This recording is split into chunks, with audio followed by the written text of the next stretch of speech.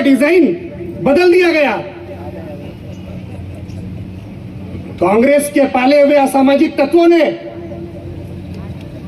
अपने निजी स्वार्थ के लिए इस ब्रिज के डिजाइन को बदलकर जनता को जो नुकसान पहुंचाने का काम किया है, वो बात जनता के ध्यान में रहनी चाहिए। क्योंकि जब जनता के हाथ में इनकी कुंडली आए तो आपको ध्यान रखना है कि इस ब्रिज का डिजाइन बदलने वाले लोगों की कुंडली भी आप बदल कर रख दें। बड़ा ही नेगेटिव वातावरण एक तैयार कर दिया। हम चाहते थे कि कोई एक बड़ा नेता आए, इस ब्रिज का लोकार्पण करे, उसके साथ में हमें एक बड़ी सौगात देकर जाए।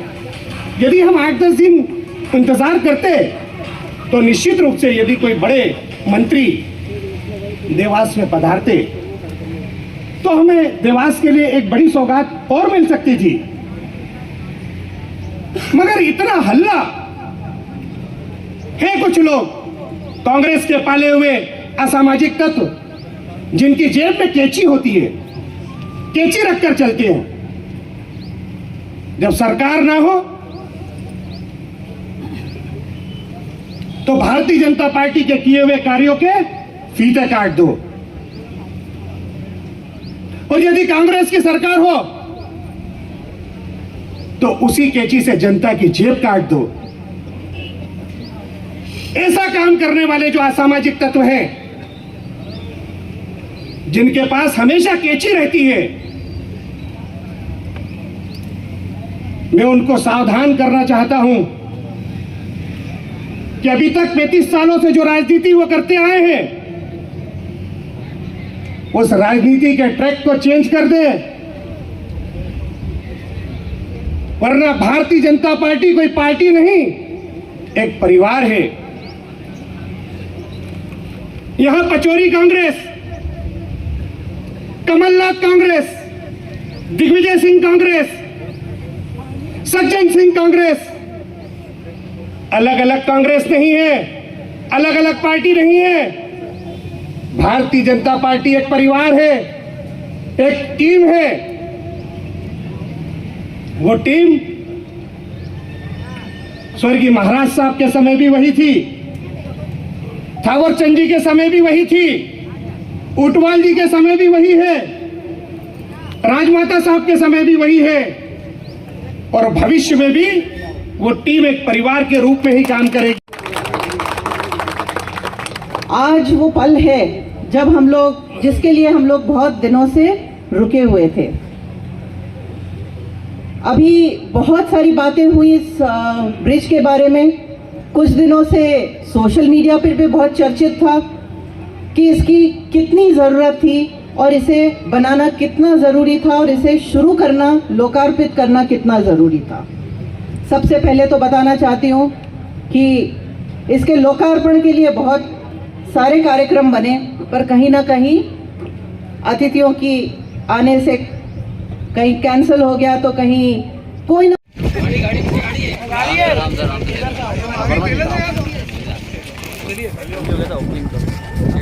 चलो अरे पंडित जी को पीछे लेना भाई साहब। मोबाइल पीछे करो।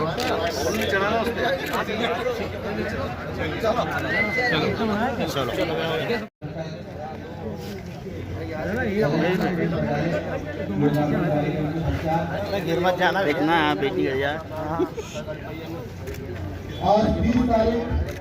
इंतजार के बाद आज लोकार्पण हो गया आरोपी का, क्या कहेंगे? आज लोकार्पण किया है हमने इस रेलवे ओवरब्रिज का। सभी जनता को, देवास वासियों को बहुत बहुत शुभकामनाएं देती हूँ।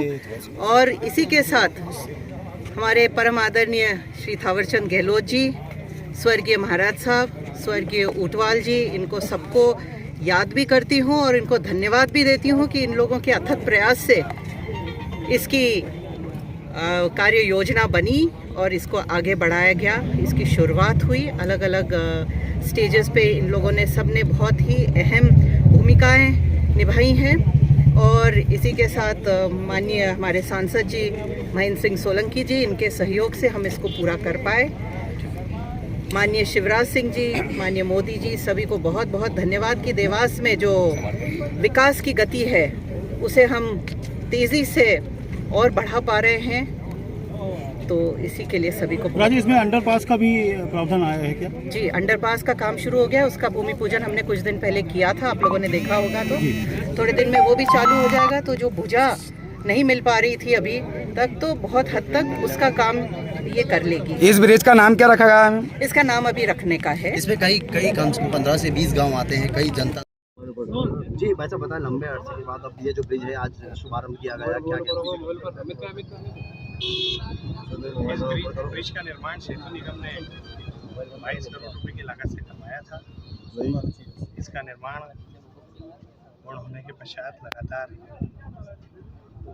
इस बात के लिए हम लोग प्रतीक्षारत थे कि कोई बड़े मंत्री जी यहाँ पर आए और इसका लोकार्पण करें, ताकि उनके यहाँ आने से देवास को एक सौगात और मिले। परंतु कुछ परिस्थितियाँ ऐसी निर्मित हुई है कि इसका लोकार्पण कार्यक्रम हमें किसी बड़े मंत्री जी की अनुपस्थिति में करना पड़ा। इसका लोकार्पण हो चुका है। मैं देवास की जनता को, आशीर्वाददाताओं को इसके लोकार्पण के अवसर पर बहुत बहुत शुभकामनाएं, बधाई देता हूँ। निश्चित रूप से ये ब्रिज हमारे देवास की प्रगति में और गति लाएगा। ये देवास को देवास से जोड़ने वाला ब्रिज है, दिल को दिल से, मन को मन से जोड़ने वाला ब्रिज है। इस ब्रिज के बनने के पश्चात जिस प्रकार की असुविधाएं यहाँ पर देखने को मिल रही थी, वो पूरी तरह से खत्म हो जाएगी।